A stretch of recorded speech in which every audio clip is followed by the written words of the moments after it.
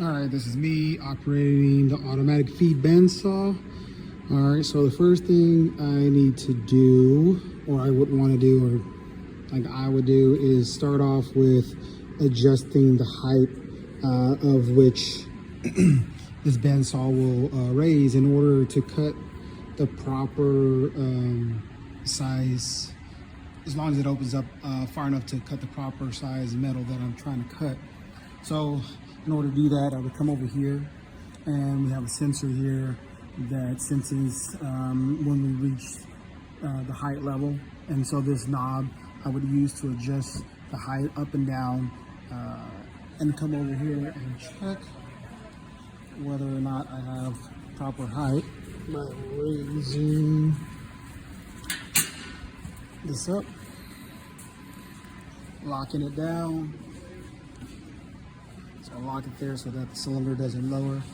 And then I'll just look and make sure I have enough clearance on there to cut the piece of metal that I am. And I am, so that's adjusted. Next thing I do, I'm gonna load my metal that I wanna cut.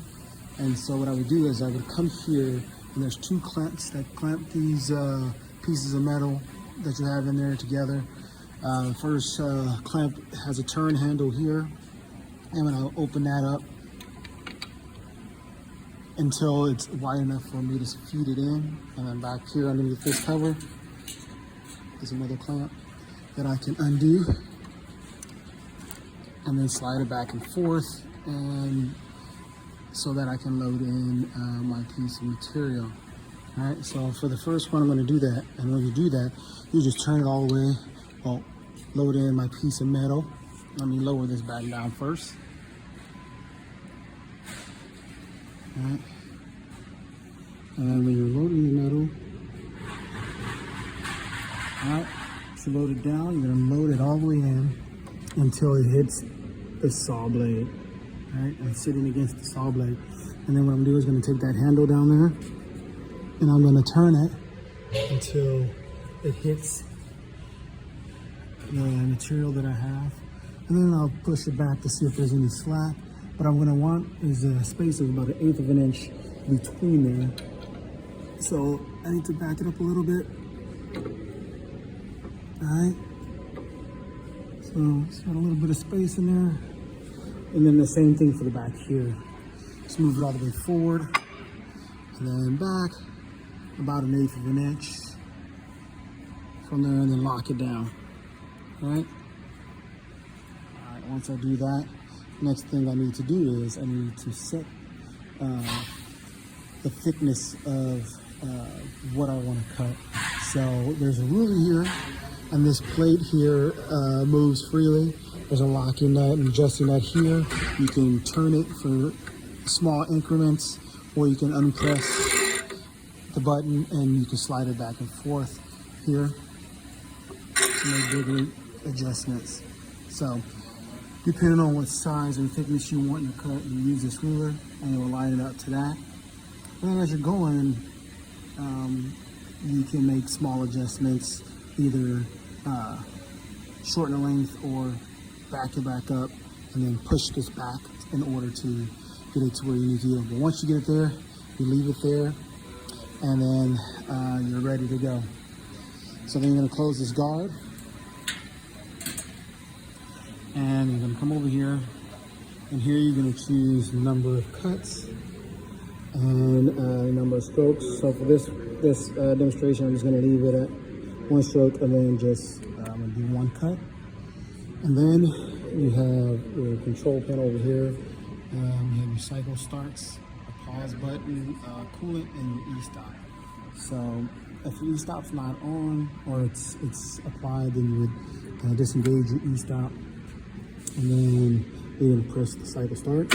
What that does the first time you press it is it locks it in so that it can auto feed. Move the piece of metal or whatever you have there to be cut, and then you press your cycle start. It's going to raise it to the height that you preset, and then it's going to begin its cut.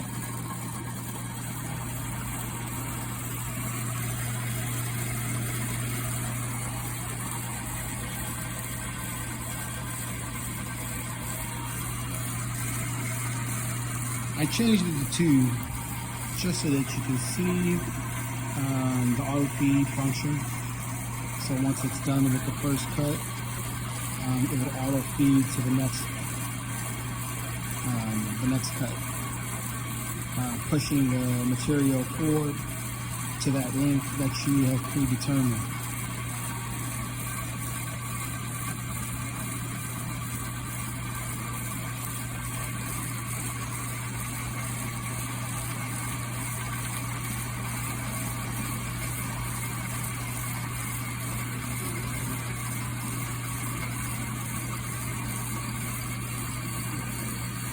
Now it's cooling so that it can cool down the metal as it's being cut. And make sure that's turned on if you're going to use it.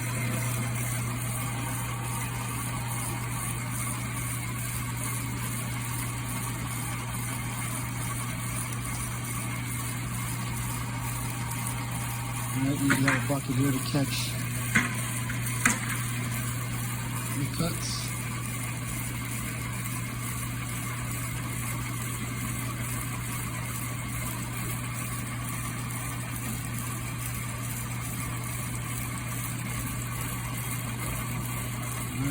Almost to the end of it, and then it's going to raise back up, push more material into the desired length, and then cut again. So as you see, that cut raises, pushes it out, and then begins the second cut.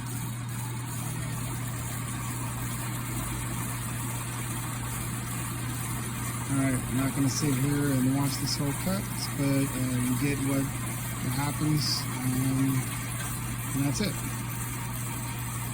Once it's done, it'll stop completely. I'll go ahead and press the e-stop again to turn the equipment off.